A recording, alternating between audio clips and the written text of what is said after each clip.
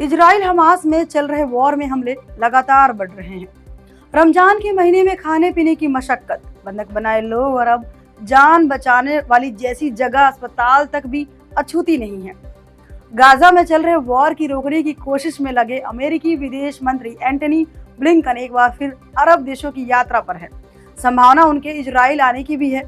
Blinken की यह यात्रा तब हो रही है जब इजराइल ने साफ कर दिया है कि वह किसी भी कीमत पर हमास के खिलाफ युद्ध खत्म नहीं करेगा।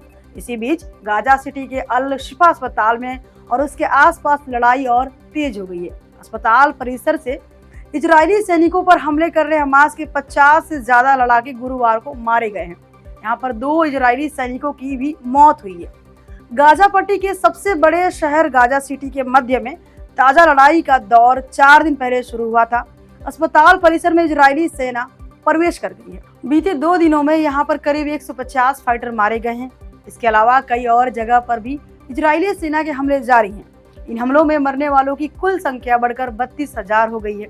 इजरायली सेना के spokesperson rear admiral Daniel Hagari ने कहा कि अल शिफा अस्पताल में हमास और इस्लामिक जिहाद के बहुत सारे आतंकी और सीनियर कमांडर छिपे हुए हैं और वो वहीं से हमले कर रहे हैं। बता दें कि ब्लिंकन ने अरब देशों का अपना ताजा दौरा बुधवार को सऊदी अरब से शुरू किया था।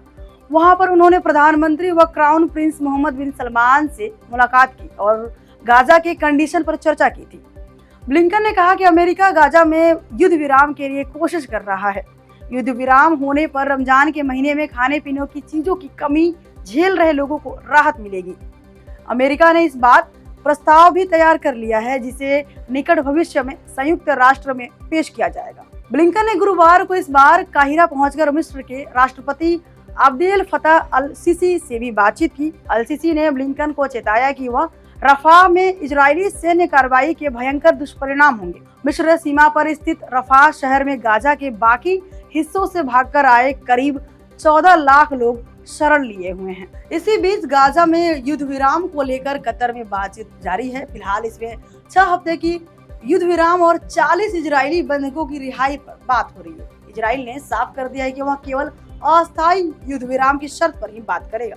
और अब ब्रिटेन और ऑस्ट्रेलिया ने गाजा में तत्काल लड़ाई बंद करो की आवश्यकता की अनाउंसमेंट की है, क्योंकि दक्षिणी शहर राफा पर नियोजित जमीनी हमले को रोकने के लिए इजराइल पर शुक्रवार को राजनयिक दबाव बनाया गया। एडिलेड में ऑस्ट्रेलियाई और ब्रिटेन के विदेश मंत्री और रक्षा मंत्रियों की बैठक के बाद सहयोगियों ने एक बयान जारी किया जिसमें गाजा में लड़ाई को तत्काल रोकने की आवश्यकता पर जोर दिया गया ताकि सहायता दी जा सके और बंधकों को रिहा किया जा सके। अब ये वॉर रोकने की कोशिश कब तक पूरी होती है, सबकी नजरें इस पर टिकी हुई हैं। अब इजराइल हमास कॉन्फ्लिक्ट के इस ग्लोबल सिचुएशन पर आप क्या राय रखते हैं, हमें कमेंट सेक्शन में जरूर बताएं और देश दुनिया की तमाम खबरों के लिए देखते रहिए क्लिक इंडिया। शुक्रिया।